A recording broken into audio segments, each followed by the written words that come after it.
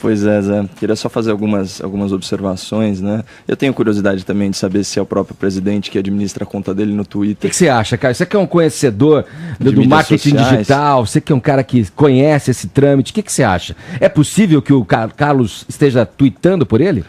Eu acho que é possível, mas com conhecimento dele, né? E no direito você tem aí a figura da culpa em elegendo. Não isenta de qualquer Não, da culpa em vigilando, não.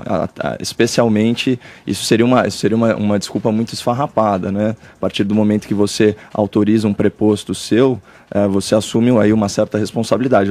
Lógico que se for, de repente, perfis podem ser hackeados, né? Essas coisas acontecem, se acontecer alguma coisa do tipo, ou se a mensagem for muito fora do que intenciona o presidente, ele pode sempre usar os seus próprios meios de comunicação e os meios formais da imprensa para se retratar, mas são mesmo os maiores mistérios, né? Quem administra a conta do Twitter do Bolsonaro e do presidente Lula também, né? Que é um outro mistério, afinal, ele está preso. Eu queria falar sobre a repercussão do tweet no âmbito do direito. Tem muita gente falando, se apoiando aí nos artigos da Lei de Crime de Responsabilidade para arguir impeachment, né? Quebra de decoro. Isso, exatamente. Eu queria ler aí o item 7 do artigo 9º. Diz o seguinte: são crimes de responsabilidade contra a probidade da administração proceder de modo incompatível com a dignidade, a honra e o decoro do cargo. Então, pela própria terminologia empregada, a gente vê que a tipificação ela é muito vaga, ela é muito genérica, né? A gente vive em um país em que há deputados e senador que passa a noite na cadeia e de manhã trabalha no Congresso. Então você vê que o conceito de decoro é muito elástico, né? A gente teve, por exemplo, um deputado que cuspiu na cara do outro e não foi afastado, né? Então, aí também, nesse caso, é o cometimento da injúria real, é uma situação grave. Caio, então, só para mostrar como o conceito ele é elástico e por que enfim, dificilmente com base nisso vai ser feito algum procedimento de impeachment. Me parece uma anomalia. Eu, como cidadão que voto, né, e como cidadão do país, acho uma anomalia mesmo esse sujeito sair da cadeia, vai trabalhar no Congresso, volta para cadeia. Mas aí já tramitou em julgado, né? Foi uma coisa que já passou pelo processo. Mas é que você imagina assim, um cara que está nessa situação é um cara que isso daí é uma quebra de decoro, né? Isso é um assinte, né? E de fato, o Bolsonaro ele opera fora da liturgia do cargo, inclusive sem aquela clássica postura presidencial, né? Muita gente fala que é o modelo Trump, né? De comunicação. E o que é ruim dessa história toda é que a gente já falou em matérias importantes, como é o caso da reforma da Previdência, né?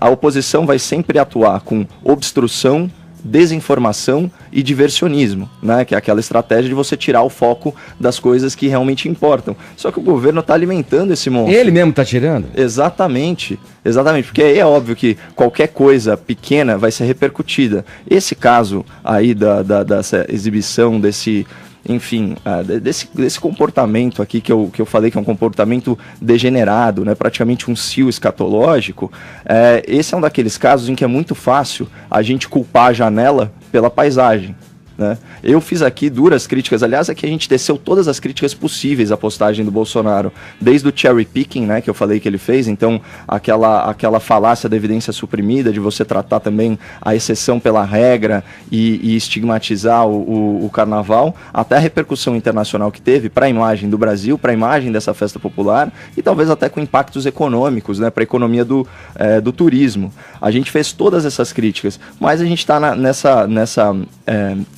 fica nesse, vamos dizer assim, cabo de guerra entre aqueles que estão focando na atitude em si, na denúncia, né? Na verdade foi isso, né? A denúncia que o presidente fez e no fato e no que realmente aconteceu. Então aquela história, qual que é o maior problema? A janela ou a paisagem que está além dela?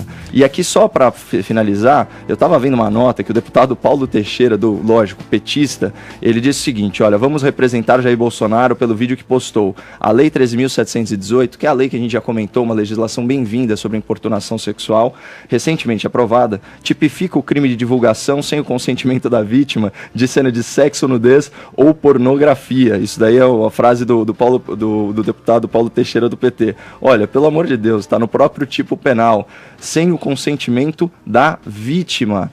O cara, quando pratica aquele tipo de ato, né, aquela cena bizarra em público, escatológica, em público, ele assume o risco da divulgação, né? Fica praticamente uma autorização tácita para que isso seja amplamente divulgado. Na verdade, parecia inclusive ser a intenção. É lógico, a premissa daquela atitude já é a divulgação. E além disso, a gente está falando de um ato ilícito. Então, assim, é completamente descabida essa colocação do deputado petista, e entra naquela história que a gente falou do diversionismo. O governo está alimentando monstros aí que ele não precisaria alimentar. Uma pena o governo ter cedido a esse, digamos, fetiche, né, das mídias sociais. Ô, Trindade, uma frase pra gente fechar. Pelo menos todo mundo ficou sabendo o que é chuva dourada.